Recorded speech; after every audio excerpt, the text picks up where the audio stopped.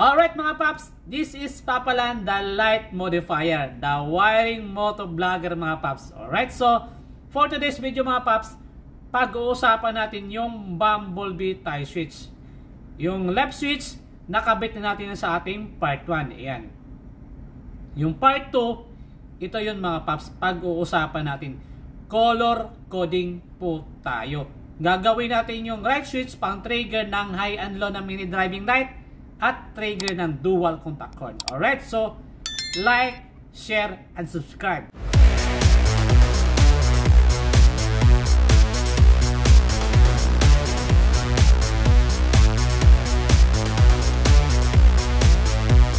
Ito na yung buong diagram ng ating tutorial ngayon.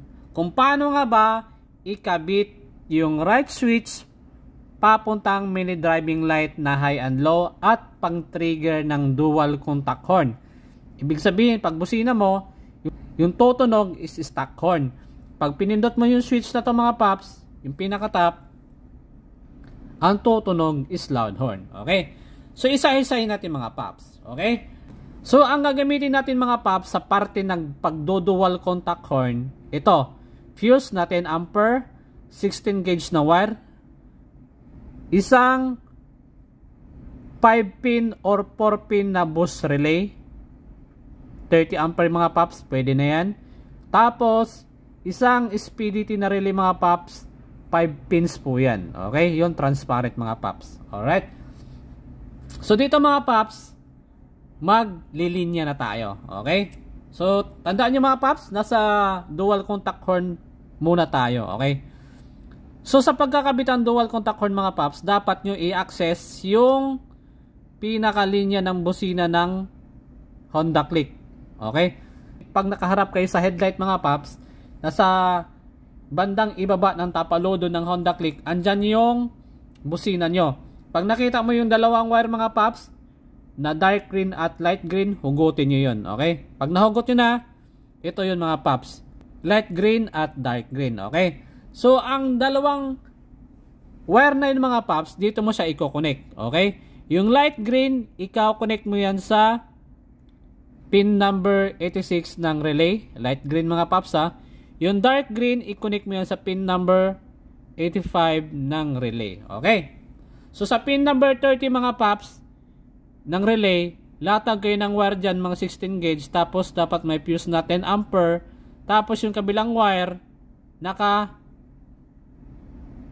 kabit dito sa positive terminal ng battery na nakahinang yung I terminal mga paps. Kasi pag naka I terminal, solid yung kapit ng wire mga paps at solid yung bigay ng kuryente. Okay? Yung 87 na to mga paps, wag nyo na gamitin nyo na sa gitna. Okay? Yung 87 na sa taas, yun yung gagamitin nyo para hindi na kayo malito mga paps. Okay? So sa 87 ng boost relay, maglalatag kayo ng wire 16 gauge din, papuntang 30 ng SPDT na relay na transparent. Connected yan mga paps ha. 87 papuntang 30 ng SPDT. Okay? Tapos sa pin number 85, negative yan mga paps. Ayan. Yung pin number 85 ng relay, pwede rin sa negative terminal ng battery or sa dark green ng Honda Click. Negative yan mga paps. Lahat ng negative dito mga paps, yan. Pagsamahin nyo yan, tapos i-connect nyo sa isang wire. Yung wire na yun, ang dulo, ilagay nyo sa negative ng terminal ng battery, sa dark green ng Honda Click, or sa chassis ng Honda Click. Good yun mga paps, walang magiging problema dyan. Okay? Pero dapat, maganda yung pagkakawiring nyo mga paps ha, para hindi mabaklas. Dapat talaga nakahinang. Okay? So, dito naman tayo sa pin number 86 mga paps. Okay? Yung pin number 86 ng relay ng SPDT, dito yan nakakonect sa right switch. Okay? Right switch mga paps. Anong kulay doon ng wire sa right switch? Yung kulay dilaw. Okay? May dalawang dilaw doon mga paps. Yung isang dilaw nakakonect yan sa pin number 86 ng relay na SPDT. Tapos yung isang dilaw nakakonect yan sa accessories wire ng Honda Click. Kulay black mga paps. Okay? So, ganun po yung connection niya. Tapos, pin number 87A ng SPDT relay, nakakonek yan mga paps sa stock horn. Ayan, yung isang paa ng stock horn, dito nakakonek sa pin number 87A. Yung isang paa, negative mga paps. Alright, so, okay na. Pin number 87 ng SPDT na relay. Saan nakakonek mga paps? Dito sa loud horn. Kahit anong loud horn dito mga paps, pwede. Bahala na kayo kung anong brand gagamitin nyo. Siyempre, dalawang terminal lang naman yung left and right na loud horn. Yung isang terminal dito sa left at isang terminal sa right, pagsamahin nyo, dugtungan nyo ng wire papuntang 87. Tapos yung natitirang terminal, negative yan mga paps. Pwede nyo pagsamahin sa isang wire. Yun nga, sinabi ko, lahat ng negative dyan mga paps, pagsamahin nyo, idugtong nyo sa isang wire, ikabit nyo sa negative ng battery, pwede. Negative ng wire ng Honda Click, dark green, or sa chassis ng Honda Click. Dapat walang kalawang or pintura. Good yan mga paps. Okay? So, nakabit na natin yung dual contact horn. Ganun lang kadali magkabit ng dual contact horn mga paps. So, dito tayo sa mini driving light. Sa mini driving light mga paps, ganun din yan. 16 gauge na wire, dapat nakahinang with I terminal mga paps. 10 ampere na fuse. Yan kasing madaling hanapin mga paps, 10 ampere. Okay? Tapos, gagamitan nyo siya ng dalawang relay na bus. 30 ampere mga paps. Pwedeng 4 pins or 5 pins. Okay? So, yung gitna mga paps, disregard nyo na palagi yan ha. Disregard nyo na palagi mga paps para hindi na kayo malito. Hindi available yung bus sa inyo mga paps. Yung available, transparent. Pwede naman yung mga paps. Pang substitute nyo dito sa dalawang bus. Yung transparent na yon. Pero, dapat, huwag nyo gamitin yung pinakang gitna. Okay? Bakantin yan mga paps. At dito rin sa bus, kung ito yung gagamitin nyo, bakantin nyo na. Okay? So, pin number 85 ng dalawang relay na to mga pap na bus. Pin number 85 ng dalawang relay na to mga paps. Pin number 85. Ilagay nyo sa negative lahat yan mga paps. Okay? Tapos, yung 87 nasa itaas ng relay na to, ikabit nyo sa yellow wire ng mini driving light. Okay? Yellow wire. Ayan mga paps. Tapos yung isang 87 nasa pinaka-top ng relay, ikabit nyo sa red wire. Yan yung low beam, yung red wire. Yung dilaw is high beam. Ayan mga paps, nakakabit yan. Tapos yung black wire na may driving light, pagsamahin nyo ulit, negative yan, ikabit nyo sa negative. Okay? So, nakabit na natin mga paps yung wire na mini driving light. Dito naman tayo sa pin number 85 ng relay 1 na to at pin number 85 ng relay 2 na to. Relay 2, relay 1, relay 2, pin number 85. So yung pin number 85 ng relay 1, dito yan nakakonect mga paps sa park light ng right switch. Anong kulay yung mga paps? Kulay violet. Ayan. Violet yan mga paps. Hanapin nyo yon.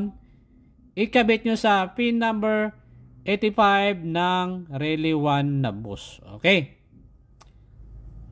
Tapos, yung pin number 85 ng relay 2, nakakonect yan sa anong kulay mga paps?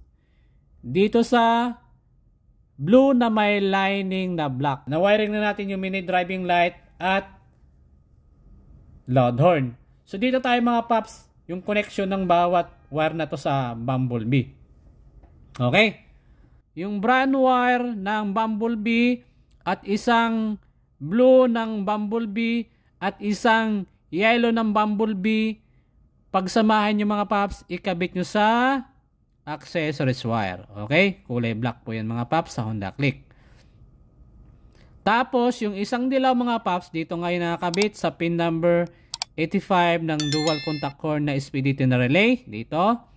Tapos, yung isang blue mga paps na bakante, kasi yung isa kinabit nyo sa accessories line at yung natitira, ikabit nyo ito mga paps sa kulay red ng Bumblebee na wire. Nakabukod yung mga paps, yan yung bukod tanging wire ng Bumblebee na maliit. Doon yung ikakabit yung naiiwan na blue. Okay? Para po yan sa backlight ng Bumblebee. Okay?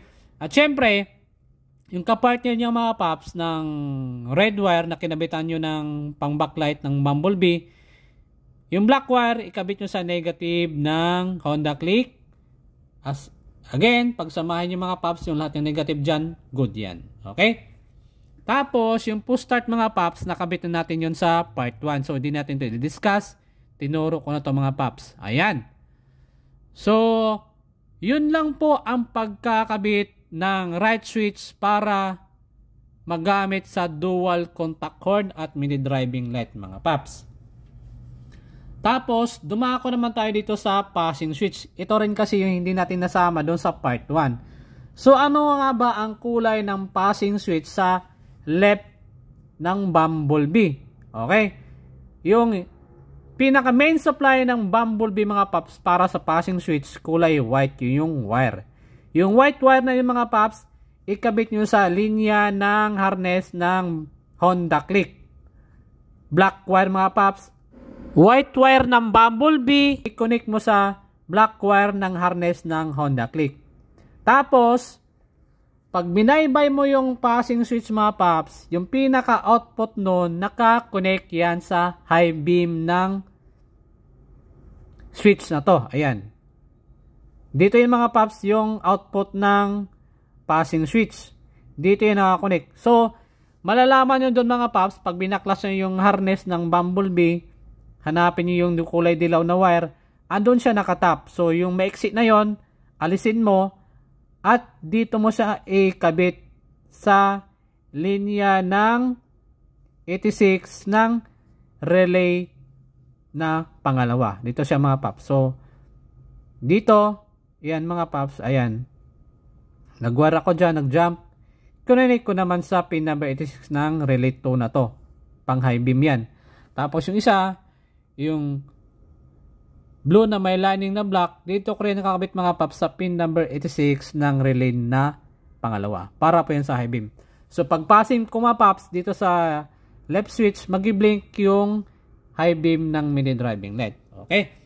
So, ganun lang po ang pagkakabit ng dual contact horn at mini driving light sa Honda Click gamit yung Bumblebee right switch. Alright?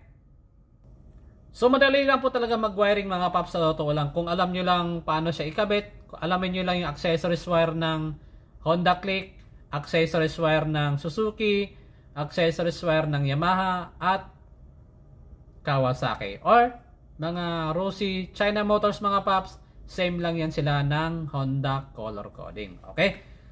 So again mga paps, this is Papalan, the wiring motovlogger. At kung nagustuhan mo yung ating tutorial, huwag mong kalimutan mag-like, subscribe, pindutin ang notification bell para sa tuwing upload ko ng ganitong mga video ay updated ka. Okay? So once again mga paps, this is Papalan, the light modifier. Ride safe and God bless.